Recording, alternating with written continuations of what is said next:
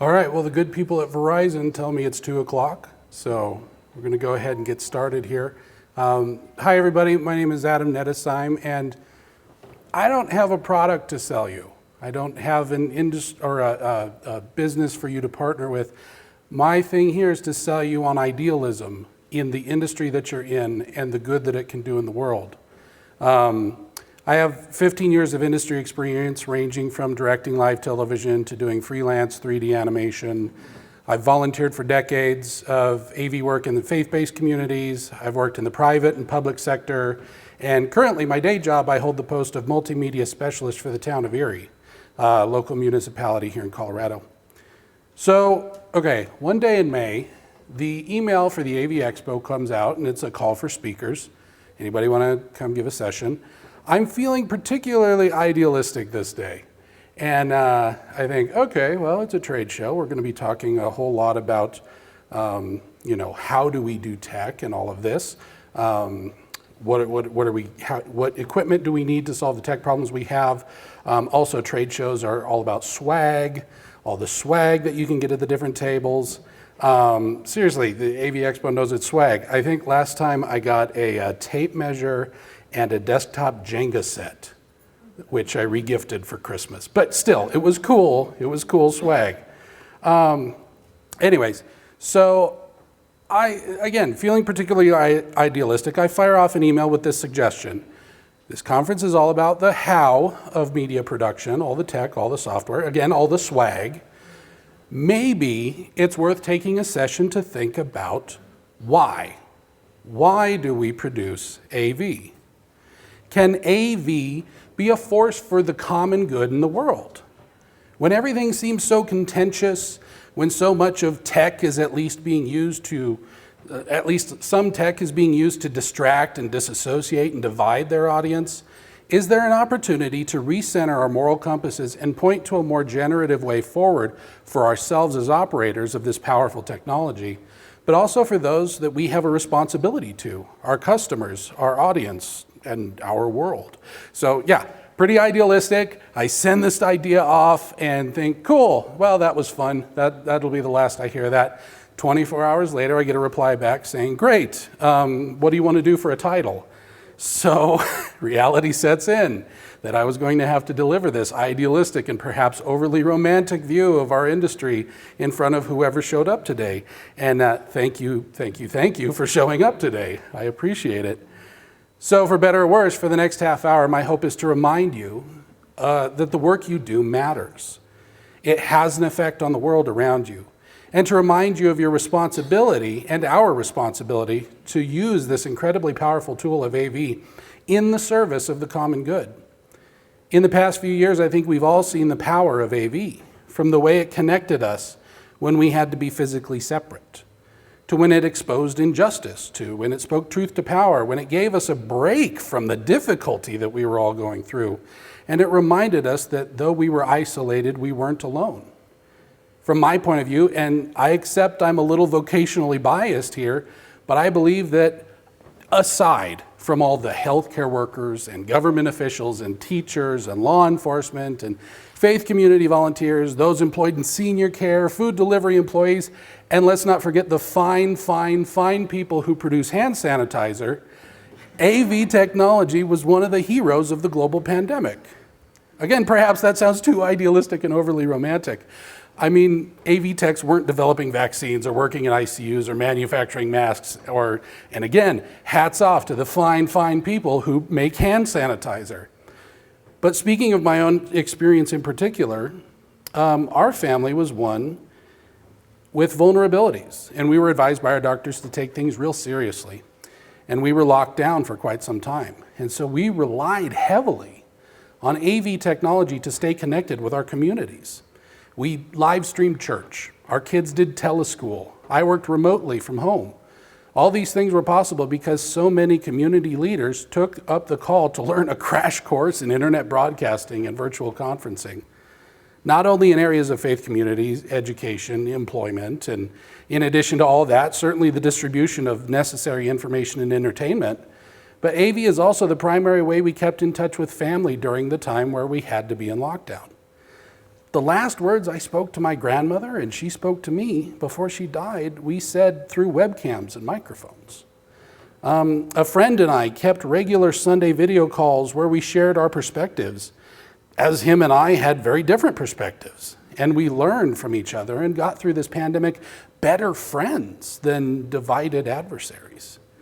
I met with friends over Zoom and we took communion together each week. Another Zoom group was for our kids and for other kids and families that couldn't return to normal at the same speed as others. And the kids could play and be encouraged and be silly together. Some social media connections met in a group video chat, and we played the board game Balderdash. Anybody know that, Balderdash? It's a delightful game. And we had some of the biggest belly laughs during a time that was one of the most difficult times we'd been through. We made space for joy and fun.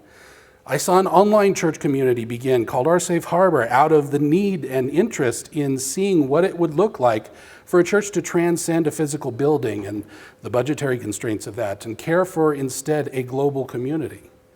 I saw and participated in so much hospitality being conducted over AV, and it made me believe in its power for good.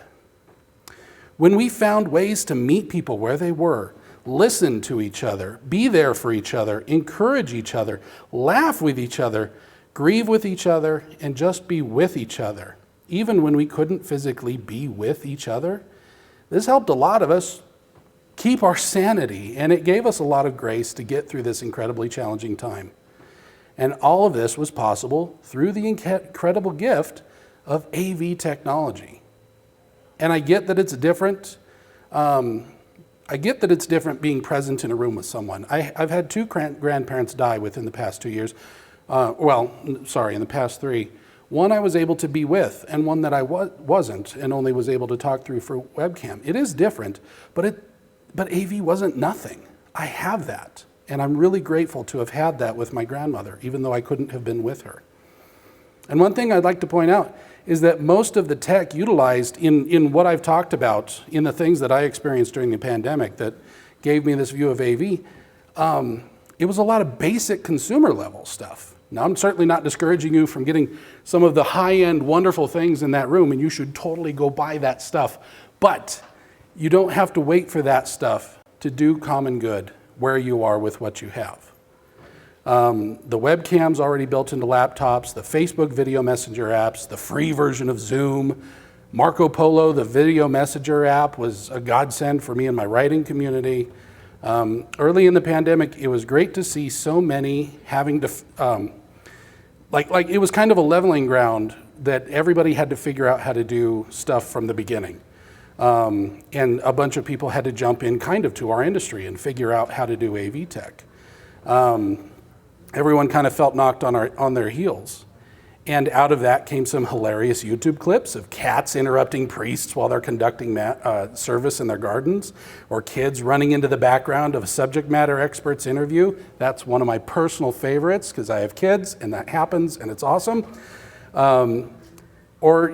all got to know our coworkers' pets really well during the pandemic because they would bark at the door or, again, run through the shot or need attention.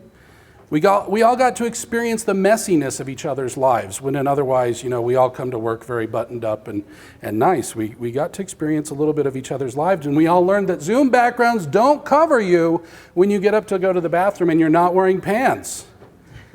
I do think there was a new appreciation for AV technicians who have been in this industry for a while by folks who had to figure this out from scratch and replicate all this on their own. You need only look at a Zoom call with the accidental horror movie lighting or where the camera has a very unflattering view up the participant's nose to appreciate quality production values. So as hilarious as much of those novice introductory efforts were, those of us who have been in the industry for a long time had plenty to learn too.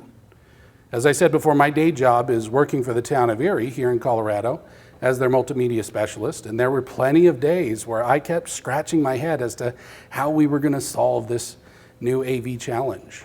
For starters, we had to reconfigure most of the ways we operated as a town government to virtually accessible platforms. And as it pertains to one of my tasks, the IT staff and myself and the rest of the communications staff had to figure out how to take what we did in the physical boardrooms and meeting rooms of our boards and commissions and move them to a virtual space where board members and commission members could conduct the town's business from the safety of their homes. In addition to all that, we had to figure out how to make these virtual meetings broadcastable and accessible by our residents, while also giving them easy access to give public comment at those meetings or in those meetings. And we had to find a way to make them run smooth, and most important to me, probably more than it should have been, look good. I spent so much time trying to figure out how to bring graphics into Zoom meetings and to do a public comment timer in a Zoom meeting. And I'm going to take this opportunity to tell you how I did it, because I'm happy with it and it's terrible at the same time. For the public comment timer, I took a video of a countdown, of a 3-minute countdown. I put that on a nice background or whatever, made it a video file. Then I would put that as my Windows background, virtual background. And then I would take painter's tape and I would put that over my webcam. So all you could see is my video background. Then I had a still image of the beginning of the countdown, and I would put that up as my video background until a member of the public would start talking, and then I would start the video part that would count down. And God help me if anybody had to stop in the middle of their thing to ask a question or something, and then I had to figure out, am I going to restart it from the beginning? I can't do this. Yeah. It was the equivalent of duct tape and baling wire or painter's tape and baling wire for a lot of those early days. And then we had to figure out how to broadcast on Channel 8, our public access through Comcast. Early on, I went into a town hall during the pandemic and would have to pull up the laptop feed on our AV mixer and send it out to broadcast. But then, and I'm going to shout out some people here, we got some help from some great Colorado-based AV companies, and I give them some credit now. So they aren't sponsors of my talk, so if you don't like it, don't blame them. But I just really am grateful for their service to us and how it allowed me to eventually do all of this work very well from home. We worked with Shannon Shearer from Peak Media and Wayne Brannigan from Colorado Technology Company to install a new AV system, and this was before the pandemic hit. We had this nice system, nice new high-res cameras, and now we have an empty boardroom. But like I said before, early on, I would have to go in to broadcast the Zoom call from the laptop, but connecting with Wayne and Shannon again, Wayne came in and made a few adjustments that allowed me to work well in a totally remote way with the system that we already have. And with a family with vulnerabilities, this certainly helped me breathe a lot easier, and it gave me space to work on other quality control challenges with how we presented our meetings. So I'm very grateful for the help that they gave us, and you all should totally go to their tables, if they have tables, and get their business cards, and also, you know what I'm going to say, get any swag that they have at their tables. Seriously though, I'm really grateful for Shannon and Wayne and the other folks that they brought in to get us to be able to do our jobs well and as safely as possible. In addition to all these personal testimonies, I know we've all benefited greatly from AV techs who set up broadcasts for the various government official updates or public health updates and news updates. On the other side of the image of a government official sharing updates of case levels or hospital capacities or new mandates or lifting mandates, vaccine rollouts, closures or openings, on the other side of that image that we saw on our screens were camera operators, mic operators, techs with AV mixers and broadcast techs, or, it was somebody holding a cell phone trying to frame the governor in their shot while shooting Facebook Live through a flurry of emoticon reactions that kept flying through their view. And of course, it's worth mentioning the abundant resources that we all had at our disposal when we all just needed to check out a little bit and think about something else. We listened to more music, we watched more movies, we read more books and listened to more podcasts. We watched more cat videos on YouTube, for better or worse. A break from it all was likely necessary for all of our mental well-being, and it's probably worth thanking the artists and entertainers that fuel our insatiable and occasionally productivity-destroying, but helpful distractions during a pandemic, content machines of our streaming services. It is fascinating that we benefited so much from the arts when things seem most bleak. But in general, from my point of view, I and my family and so many benefited greatly from AV technology during this difficult global pandemic. As I reflect on all this, it confirms for me that AV certainly can serve the common good. Beyond helping us all get through, and beyond the obvious more common uses for information and entertainment value, there is so much good that AV can do. I remember a news report about an organization that paired a young person who was learning English in Brazil with an elderly person in an American retirement home. And they would have conversations over AV so the young person could practice their English and the elderly person could have somebody to talk to have that community, to have that connection. And this is all done through video conferencing. I have a family member who has a learning disability, and they shared with me about how AV tech was used in their learning center to assist those who required accommodations. There's so many ways AV can help. We're such a visual people now. Even making videos of safety manuals and things like that really help workers be safe. ADA compliance, care for disabilities, connecting loved ones across the country, aiding justice advocacy, bringing people together. AV can absolutely serve the common good. It can also inspire and enlighten and engage us towards the better angels of our nature. It can bridge gaps and bring clarity and set tables for hospitality. The issue is, it doesn't always do this, does it? AV can also be used to divide, to dull and disseminate misinformation. It can harden our hearts towards each other and build walls and turn us towards the baser impulses that harm ourselves and others.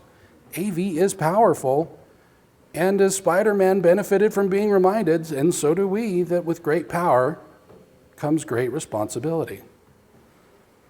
In a speech given at a convention of the Radio Television News Directors Association, famed broadcast journalist Edward R. Murrow spoke the following: "There is a great and perhaps decisive battle to be fought against ignorance, intolerance, and indifference. This weapon of television could be useful. This instrument can teach, it can illuminate, yes, and can even inspire, but it can do so only to the extent that humans are determined to use it to those ends. Otherwise, it's nothing but wires and lights in a box." In the half-century since that speech, the wires have become more complex, and the box has become a much higher resolution one. We even carry them in our pockets with far more technological power than what took us to the moon 10 years after Murrow's speech. Our technology may increase exponentially, but if our virtue, if the better angels of our nature, if our love for our neighbor does not rise to meet it, will we not find ourselves like toddlers behind the wheel of a vehicle rushing towards a collision with no clue of what to do or an awareness of the consequence of our actions? Perhaps with our technology, we're already there.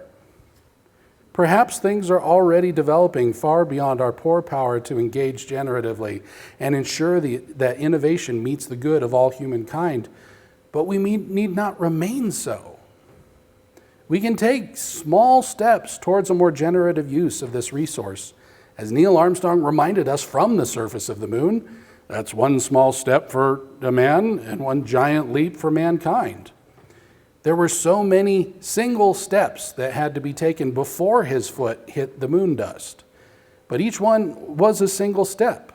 We can rise to meet this challenge with the same sense of adventure and innovation that brought us these technological marvels to begin with.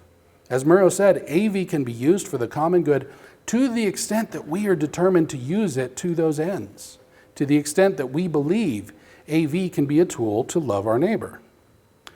In the Senate Subcommittee on Communications, your neighbor and mine, Fred Rogers, explained his efforts to use AV for the common good. He said, "I give an expression of care every day to each child to help him realize that he is unique. I end the program by saying, you've made this day a special day by just your being you. There's no person in the whole world like you, and I like you just the way you are." And I feel that if we, in public television, can only make it clear that feelings are mentionable and manageable, we will have done a great service for mental health. Many of us grew up with his influence and can attest to the benefits of one man's vision to use AV for the common good and his willingness to accept his larger responsibility to his audience. Gandhi is often misquoted in saying, "Be the change you wish to see in the world." Now, the actual quote is a little more robust than this. He actually said, "We but mirror the world. All the tendencies present in the outer world are to be found in the world of our body. If we would change ourselves, the tendencies in the world would also change. As a man changes his own nature, so does the attitude of the world change towards him. This is the divine mystery supreme." Now, the misquote gets the point across. I'm not mad at it. It serves a fine, inspirational coffee cup summary. But what I find important is how it reminds us that the first step of any change is admitting that we have a need for it and identifying our responsibility in it. If I am not conducting my work with the common good in mind, if I am content not to change the ways in which my work obscures truth or gives in to faithless us versus them that strips humanity from those we disagree with, or work that exploits the vulnerable or aids in inviting disassociation or destructive distraction, or contributes to an ever-widening divide on partisan or virtueless grounds, if I wield the awesome power of AV carelessly and end up doing more harm than good, or just not doing any good with it at all, I need to recognize my responsibility and my contribution to the problem. We all get to participate, for good or ill, in humanity's utilization of AV. And by our intentions, efforts, and actions will our service for the common good be identified.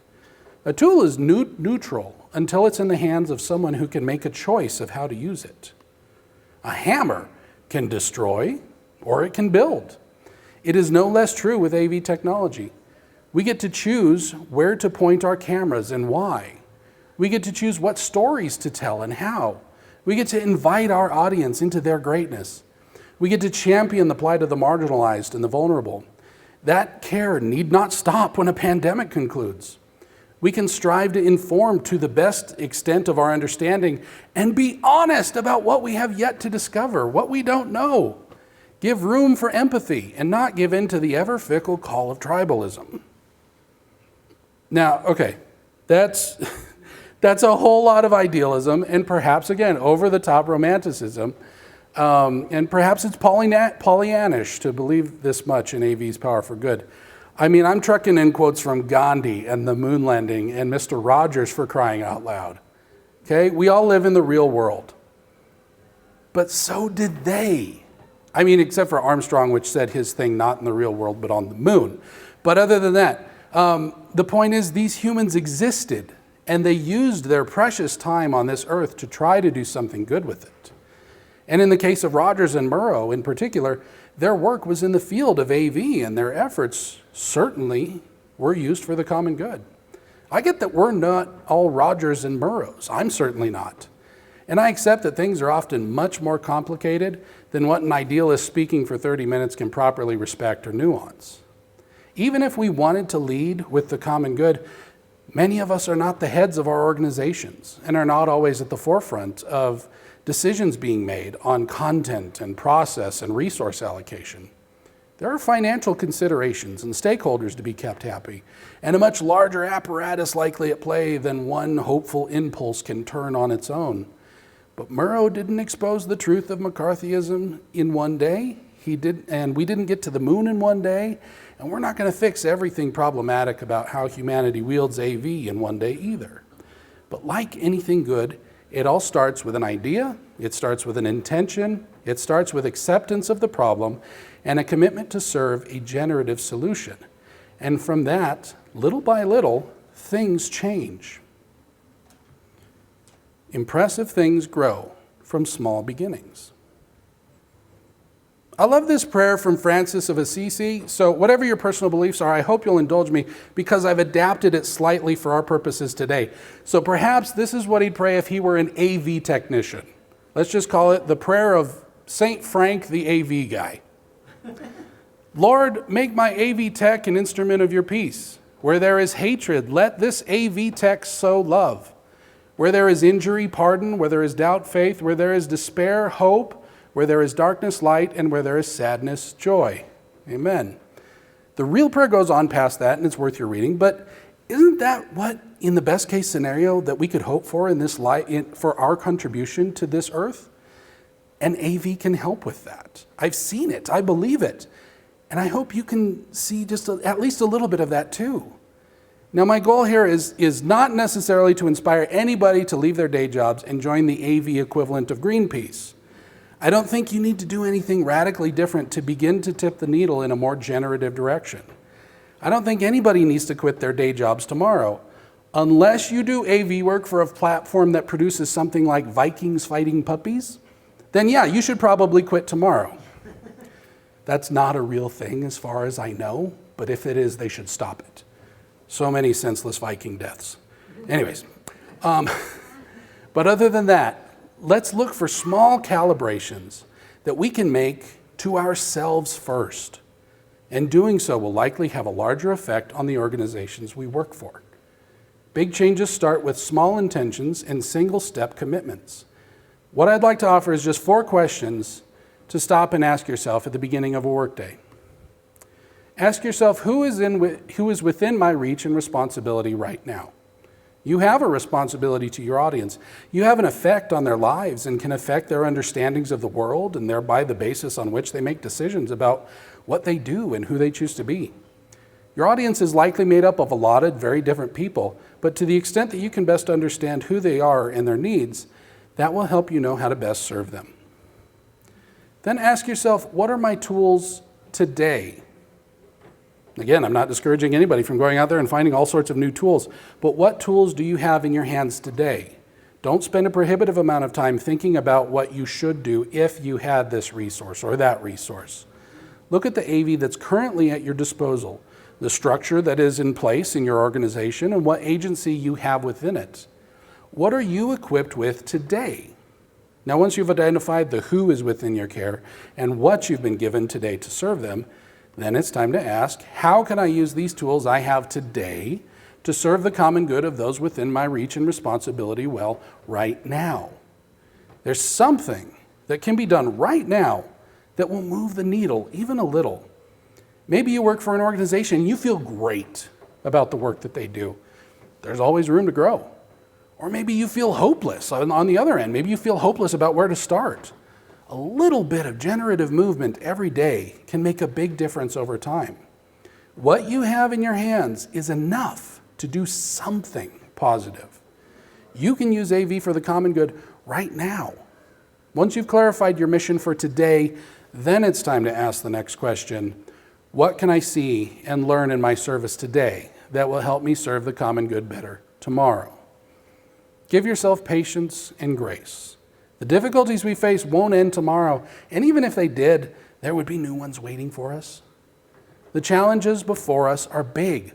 Life is hard, and looking around, it's easy to feel like it's not going to get a whole lot easier or less complicated anytime soon. We're all sailing on these digital waters together, and we can indeed navigate towards a new and better horizon if we simply make the choice to do so, and then employ our talents and tech towards that purpose. As we wrap up here, I don't mean to put too somber or too silly or too sentimental a point on this, but I'm certain I've been guilty of all 3 in this talk. And I suppose if that was somehow appealing to you and you'd enjoy more of it, you're welcome to visit my writing hobby website where I explore through essays and stories some sort of the threads of life, of spirituality, of humor, of whatever other threads I feel like pulling on. This can be found at adamrnettesheim.com. But other than that moment of truly shame-filled self-promotion, I don't have a product to sell or a service to promote. But being with you all here has been a great privilege. And it's a privilege I somehow knew would be too good to pass up back in May when that wild hair idea poked my brain about speaking here today. But beyond the privilege of speaking with you, the even greater opportunity was simply this, and I truly want to say this. Thank you. You all work in an industry that did my family a lot of good, that did a lot of families a lot of good during this pandemic. I think you should be proud of that. I think you should be grateful for being in this industry. I'm grateful for you. I'm grateful that I get to serve in this industry. So thank you for the work you do. It mattered. The industry mattered. It helped a lot of people. So truly, thank you all.